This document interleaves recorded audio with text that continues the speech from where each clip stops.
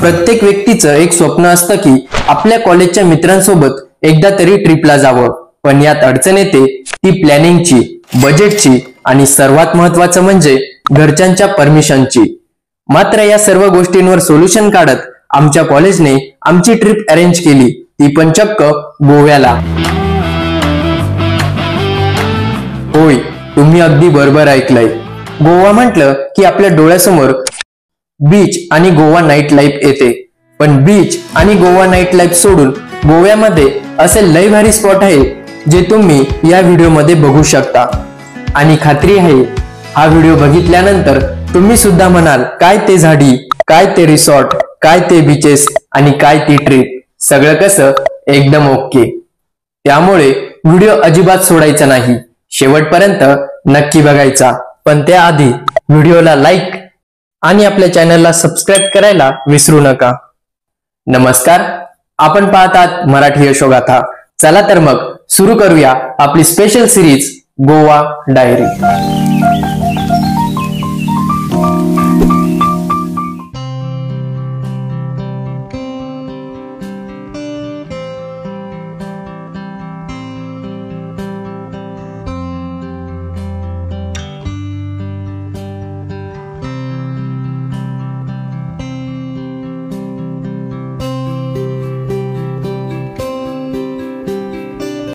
गोवा ट्रिपला जाण्यासाठी बॅग भरून मी कॉलेजला निघालो।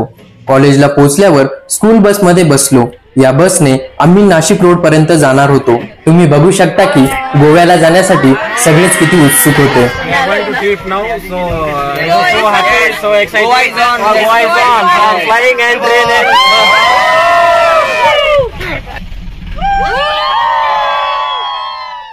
साधारण 2 ते 2.5 तासात आम्ही नाशिक रोड रेल्वे स्थानकावर पोहोचलो।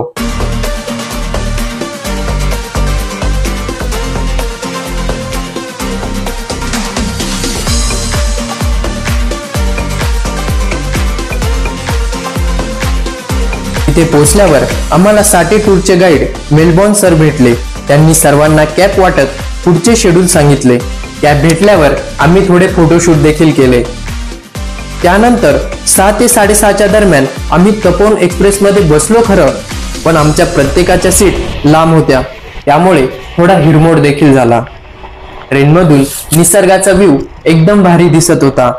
निसर्गाचा आनंद आणि सोबतच मिनी वर्ल्ड कप म्हणून ओळखल्या जाणाऱ्या ICC चॅम्पियन्स ट्रॉफीची इंडिया वर्सेस न्यूझीलंडची फायनल मॅच प्रवासात रंगत आणत होती।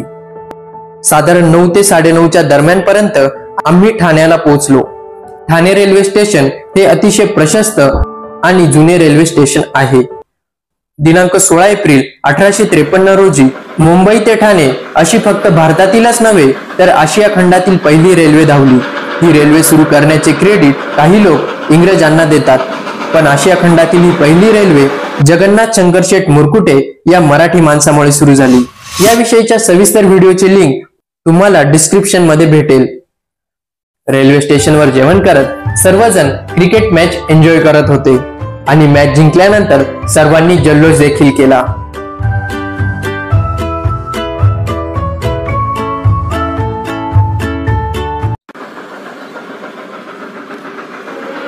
आणि थोड्याच वेळात गोव्याला जाण्यासाठी मंगळुरू एक्सप्रेस आली। ही स्लीपर कोच ट्रेन असल्यामुळे यात सर्वांची उत्तम सोय झाली। रात्रभर कोकणातील निसर्गाचा आनंद घेत आम्ही गोव्याकडे रवाना होत होतो।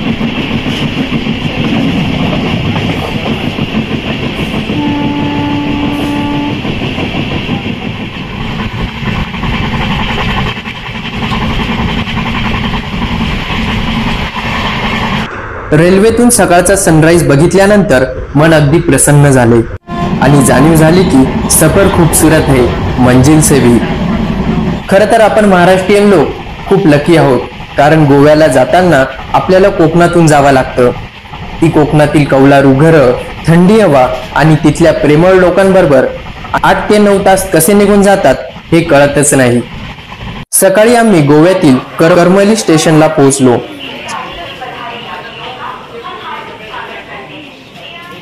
स्टेशनवरील दृश्य एकदम सुंदर होते।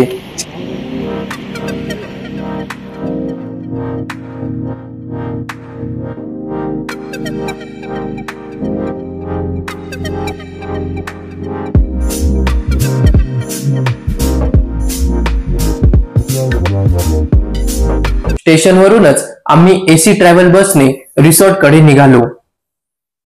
ला गोवा अझुल या रिसॉर्टला पोहोचल्यानंतर मन अगदी आनंदी झाले. एकीकडे निसर्ग आणि दुसरीकडे आरामदायी सोय हेच या रिसॉर्टचे वैशिष्ट्य होते. आम्हा चौघांना 221 नंबरची रूम मिळाली. रूमची चावी घेऊन आम्ही रूम कडे निघालो. रूम खरंच खूपच भारी होती.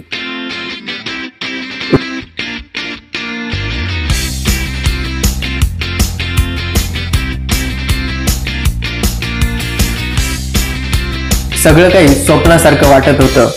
रूम मध्ये सगळ्या सुविधा होत्या, जसं की TV, fridge, Bisleri bottle, wifi आणि बरंच काही. रूम मध्ये फिरत असताना अचानक नजर डोअरच्या एका फ्रेमवर गेली. या फ्रेम मध्ये गोव्यातील महालक्ष्मी मंदिराचा उल्लेख होता. हे मंदिर गोव्यातील पहिले हिंदू मंदिर आहे. रूम पूर्ण बघून झाल्यानंतर आम्ही फ्रेश होत स्विमिंग पूलवर जायचे ठरवले आणि 2 ते 3 तास स्विमिंगचा आनंद कसा घेतला हे तुम्ही बघू शकता.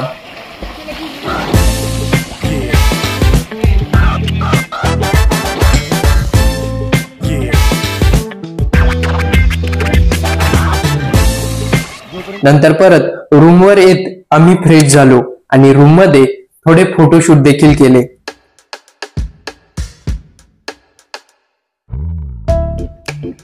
नंतर आम्ही गोव्याचे बीच बघण्यासाठी निघालो.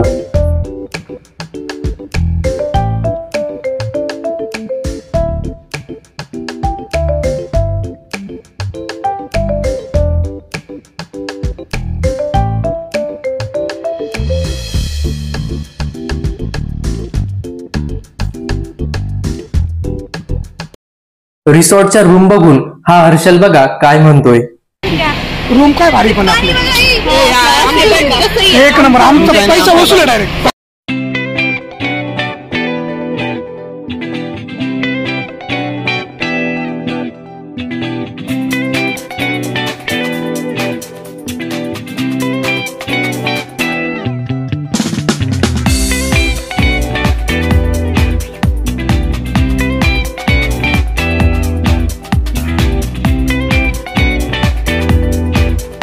पुढे आम्ही ट्रॅव्हल बसने अंजुना बीचवर पोहोचलो.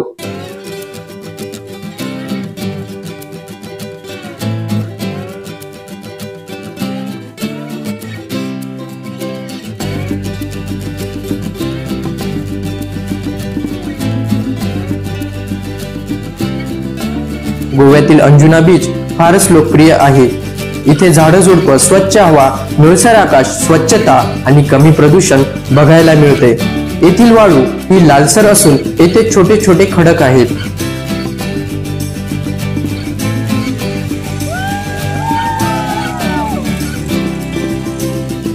नारळाची असंख्य झाडे येथील प्रमुख आकर्षण आहे.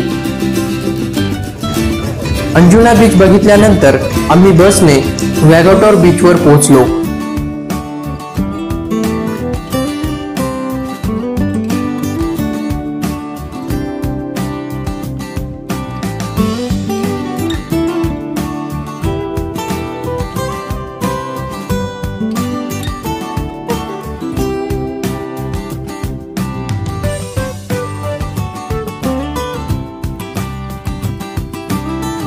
वॅगाटोर बीच हा भारतातील उत्तर गोव्यातील लोकप्रिय समुद्र किनाऱ्यांपैकी एक आकर्षित बीच आहे. सोनेरी वाळू, खडकाळ समुद्र किनारा अशी या बीचची ओळख आहे.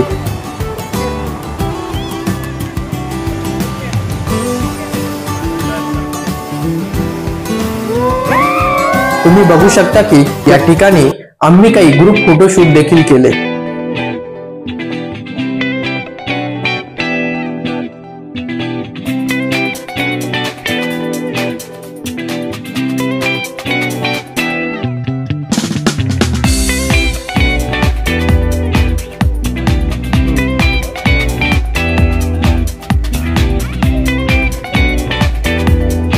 वॅगाटोर बीच बघितल्यानंतर आम्ही कलंगूट बीच कडे निघालो.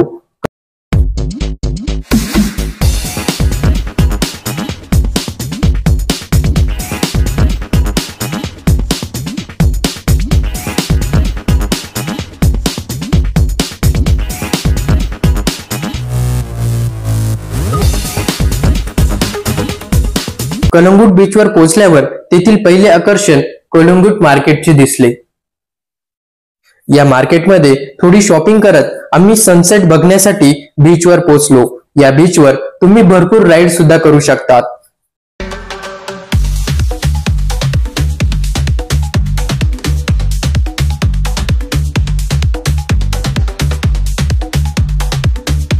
या बीचला कलंगूट नाव पडण्यामागे कॅल देवीचा संदर्भ दिला जातो, कारण या देवीची या परिसरात पूजा केली जाते।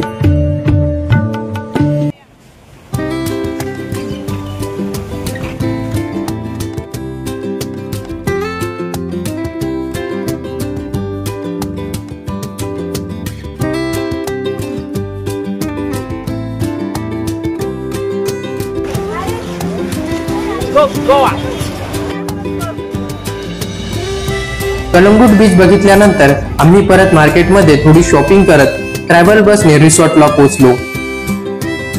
रूमवर फ्रेश झाल्यानंतर आम्ही जेवणाचा आनंद घेतला। जेवणानंतर रात्री उशिरापर्यंत गप्पांची मैफिल रंगली। काहींनी युनोचा डाव मांडला। तिसऱ्या दिवशी सकाळी लवकर उठून नाश्ता करत पुन्हा एकदा आम्ही स्विमिंगचा आनंद घेतला। नंतर पुन्हा एकदा फ्रेश होत आम्ही अगुडा किल्ला बघण्यासाठी निघालो।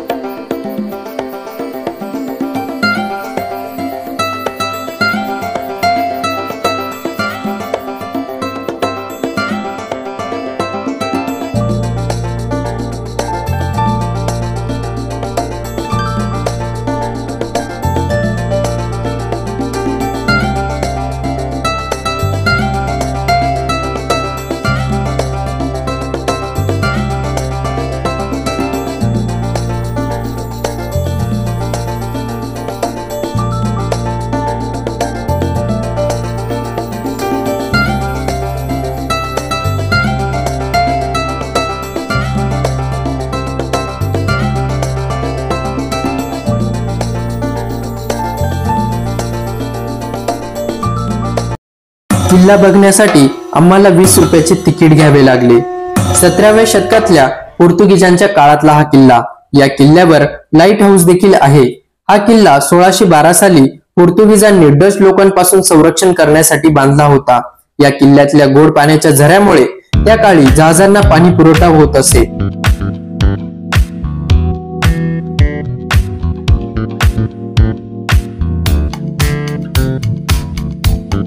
अगुडा या शब्दाचा अर्थ पोर्तुगीज भाषेमध्ये पाणी असा होतो। एकेकाळी या किल्ल्यावर 79 तोफांचं भव्य स्टँड होतं।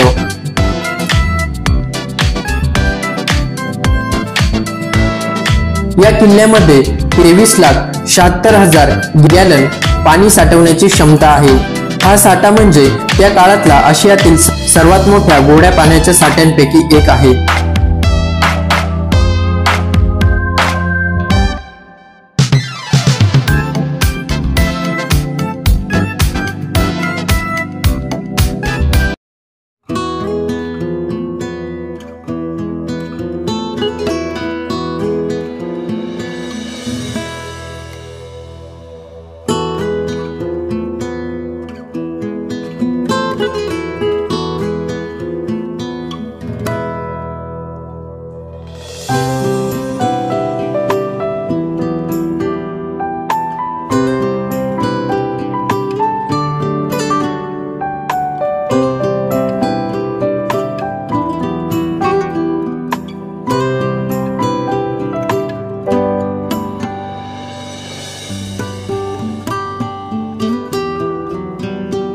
संपूर्ण किल्ला बघितल्यानंतर आम्ही डोना पावला हे गोव्यातील प्रसिद्ध ठिकाण पाहण्यासाठी निघालो।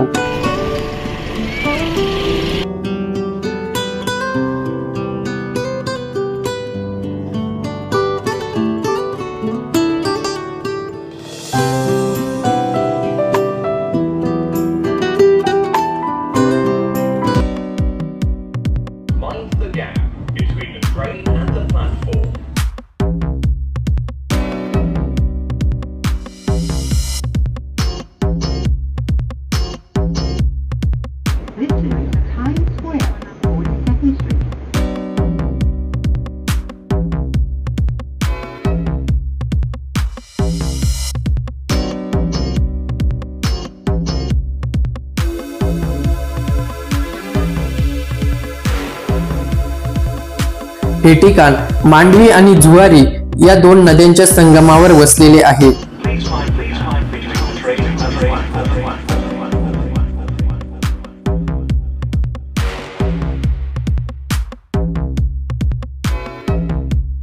या भागात अनेक चित्रपटांचे शूटिंग देखील झाले आहे. रोहित शेट्टींच्या सिंगम चित्रपटातील ऍक्शन सीनचे शूटिंग देखील याच ठिकाणी झाले होते.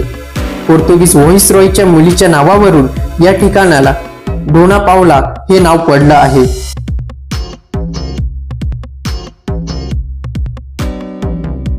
हे ठिकाण बघितल्यानंतर आम्ही आता जाणार होतो ते क्रूज टूर साठी.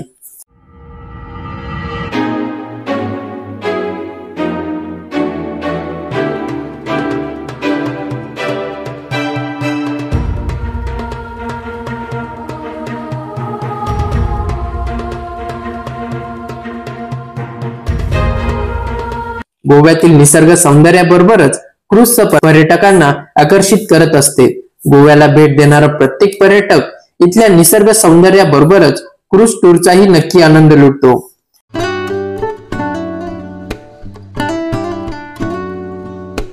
आम्ही गोवा पॅराडाईस या क्रूज मध्ये बसणार होतो.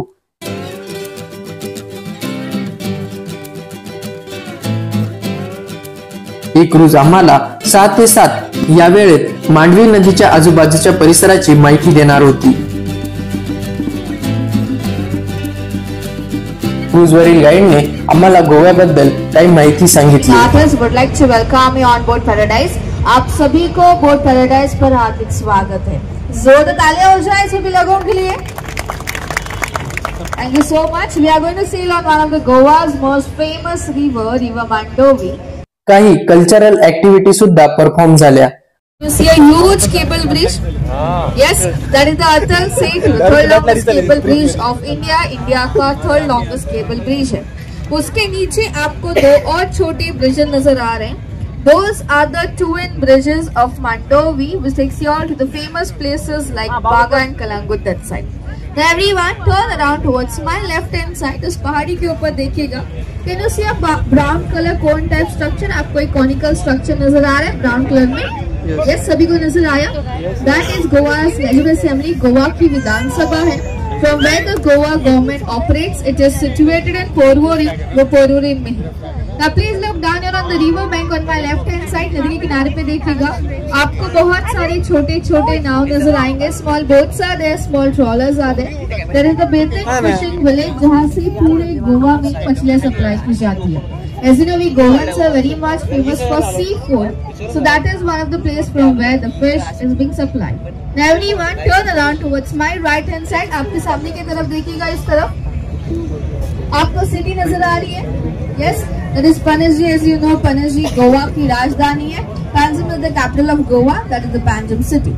So as we sail further, I'll be showing you a few more sightseeing. Stub structure over there with white color paint and brown color tile. In front of the flagpole. Flagpole के ठीक सामने आपको house type structure नजर आ रहा है. सभी को नजर आया? Yes, that is the oldest surviving building in the Panjim city. Earlier it used to be Adil Shah's palace. Later on it was Old Secretariat of Goa and now it's just a museum. अभी थोड़ा उसके पीछे देखिएगा. At a distance आपको एक white colour की church नजर आएगी. चर्च का सिर्फ ऊपर वाला हिस्सा विजिबल है थोड़ा सा. Only the top portion of the church is visible slightly. आपको नजर आया? Yes. That church is situated right in the heart of the Panjim city. उसका नाम है our lady of immaculate conception church. It is one of the most famous church for having the zigzag step. It's white in color with the cross on top. As we see further, it will be more visible. Now we are starting with the dancing round, and the first dancing round goes to all the kids here. So जितने भी छोटे बच्चे हो उम्र 1 से 15 तक. From our side, जिसका नाम है कोट्टी फुगड़ी. As you know, we Goans have a very special place for coconuts in our culture.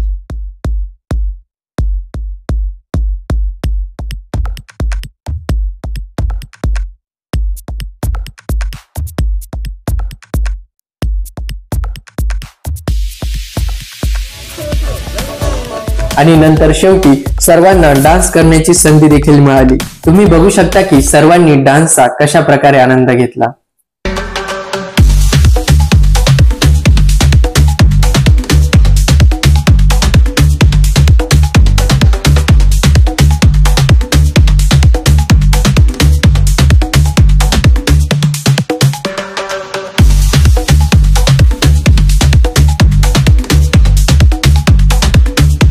Cruise बघितल्यानंतर बसने आम्ही रिसॉर्टकडे निघालो. रिसॉर्टला पोहोचल्यानंतर आम्ही फ्रेश होत जेवणाचा आनंद घेतला आणि जेवण झाल्यानंतर पुन्हा एकदा गप्पांची मैफिल रंगली. रिसॉर्ट पासून साधारण 20 ते 25 मिनिटाच्या अंतरावर बागा बीच आहे असं आम्हाला समजलं आणि मग आम्ही दुसऱ्या दिवशी पहाटे सनराईज बघण्याचा प्लॅन केला. आम्ही बागा बीच बघायला निघालो.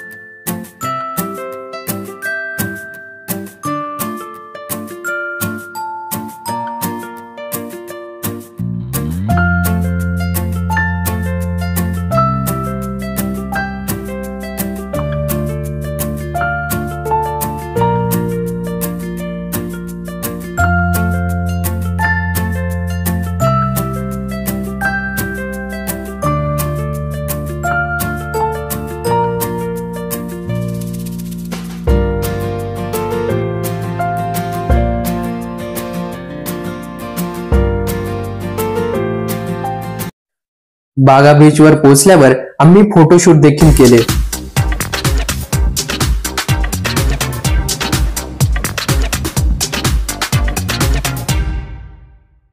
बागा बीचवरील पहाटेचा सनराईज खरंच खूप भारी दिसत होता. फोटोशूट झाल्यानंतर आम्ही लगेच रिसॉर्टकडे निघालो. रूमवर पोहोचताच बॅग पॅक केली कारण आम्हाला 10 वाजेपर्यंत रूम चेकआउट करायची होती.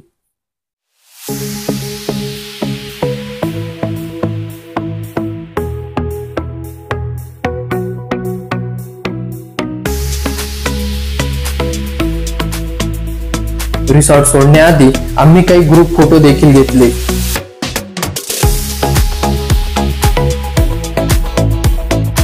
नाश्ता झाल्यानंतर आम्ही लगेच बसमध्ये बसलो. आज आमचा गोव्यातील शेवटचा दिवस होता.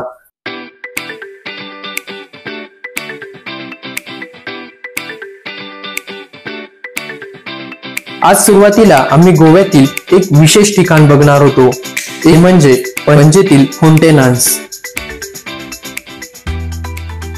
या ठिकाणाला जगातील सर्वात सुंदर परिसर म्हणून अमेरिकेतील एका मासिकात स्थान देण्यात आले आहे. अमेरिकेतील आर्किटेक्चरल डायजेस्ट या मासिकाने जगातील 11 सुंदर परिसरांची यादी प्रसिद्ध केली. यात पणजीतील फाउंटेन्स या परिसराला जगातील 6वा सुंदर परिसर म्हणून स्थान देण्यात आले आहे. इथली रंगीबिरंगी घरे, वास्तुकला पर्यटकांना आकर्षित करतात. हा भाग पोर्तुगीज वसाहत म्हणून देखील प्रसिद्ध आहे. अरुंद रस्ते, आर्ट गॅलरी, रेस्टॉरंट्स आणि जवळच असणारा मांडवी नदीचा परिसर या भागाला अधिकच आकर्षित करतो. हा सुंदर परिसर बघितल्यानंतर आम्ही पोहोचलो ते पणजी येथे वसलेले church of lady of immaculate कॉन्सेप्शनला. हे ठिकाण भारतातच नव्हे तर संपूर्ण जगभरात प्रसिद्ध आहे. या चर्चचा पुढचा पांढरा भाग पोर्तुगीज आणि गोवन वास्तुकलेच्या शैली दाखवतो. यात 2 मिनार आणि एक उंच टॉवर आहे. हा भाग दुरूनही दिसतो, म्हणूनच याला पणजीचा मुकुट असेही म्हणतात. हे चर्च बघितल्यानंतर आम्ही पोहोचलो ते पणजी मार्केटला. पणजी पालिकेच्या इमारतीत हे मार्केट आहे. तसेच आजूबाजूच्या अन्य दुकानातही तुम्ही योग्य दरात वस्तूंची खरेदी करू शकतात. पणजी मार्केट नंतर आम्ही मंगेशी मंदिराकडे निघालो. लता मंगेशकर यांचे मूळ गाव मंगेशी होते. त्यांचे वडील दीनानाथ मंगेशकर या मंदिरात गायन करायचे. गोव्यातील मुख्य शिवलिंग मांगिरीश म्हणून ओळखले जाते. त्याचाच पुढे अपभ्रंश होऊन मंगेशी असं झाल्याचे सांगितले जाते. मंगेशीच्या स्थापनेबाबत पुराणात एक कथा आहे. महादेव आणि पार्वती यांच्यात कोणत्या तरी कारणावरून वाद झाल्यानंतर महादेवांनी हिमालय सोडले. ते दक्षिण गोव्यात आले. पार्वती देवी देखील त्यांचा शोध घेत गोव्यात दाखल झाल्या. पार्वती देवी गोव्यात आल्याची माहिती मिळताच महादेवांनी वाघाचा अवतार धारण केला. वाघाच्या अवतारातील महादेवांनी पार्वती देवींच्या अंगावर धाव घेतली. यावेळी माता पार्वतींनी मांगिरी क्षत्रियी म्हणजेच शंकरा माझे रक्षण करा असे म्हणण्याचा प्रयत्न केला. मात्र त्यांच्या मुखातून मांगीस असा शब्द उच्चारला गेला. महादेवांनी प्रसन्न होऊन माता पार्वतीला वर मागण्यास सांगितले. त्यावेळी नाथ तुम्ही याच भूमीत मांगीश नाव धारण करून वास्तव्य करावं अशी पार्वती देवीने मागणी केली. पुढे मांगीश या शब्दाचा अपभ्रंश होऊन तो मंगेशी असा झाला.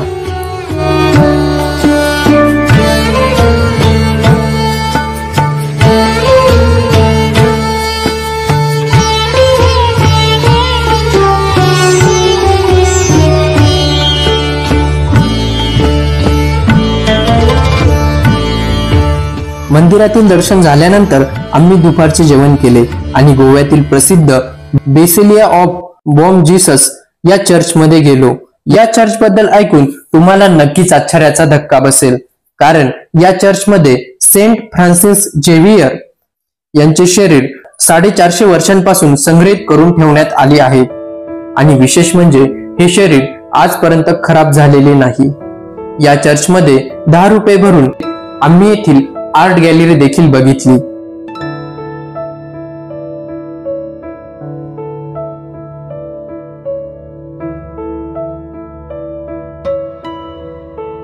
चर्चच्या परिसरात शॉपिंग पूर्ण करत आम्ही करमली स्टेशनला पोहोचलो. गोव्यातील करमली स्टेशनला पोहोचल्यानंतर तुम्ही बघू शकता की गोवा कोणाला सोडू वाटत नव्हतं. अवघ्या काही 2-4 दिवसात गोव्याने अनेक आठवणी दिल्या होत्या. सगळ्या गोष्टी परत येतील, पण ही वेळ परत येणार नाही याची प्रत्येकाला जाणीव झाली.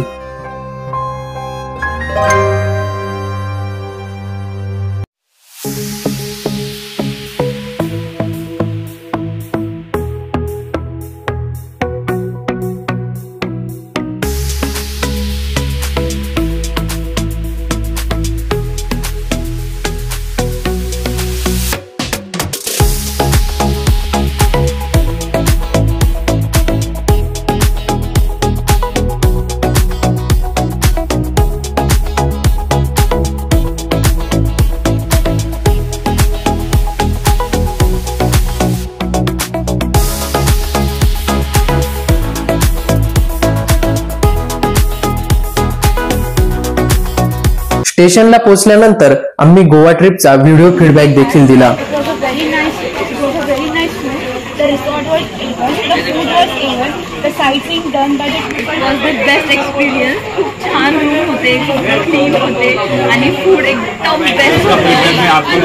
ये बहुत अच्छा है. इसमें से रेटिंग देना चाहता हूँ 10 out of 10.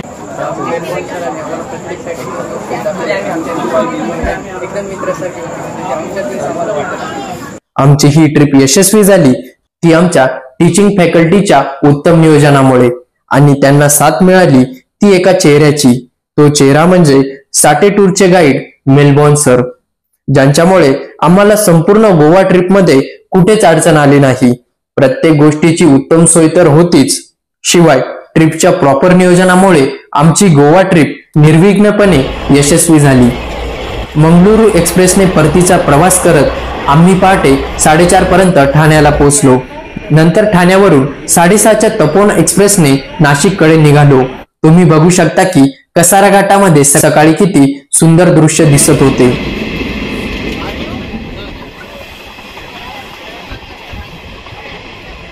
नाशिकला पोहोचल्यानंतर आम्ही बसने कळवणला सुखरूप पोहोचलो आणि अशा प्रकारे आमच्या गोव्या ट्रिपचा आनंदमय शेवट झाला. गोव्याविषयीचे तुमचे मत आणि हा व्हिडिओ कसा वाटला हे तुम्ही आम्हाला कमेंट बॉक्समध्ये नक्की कळवा.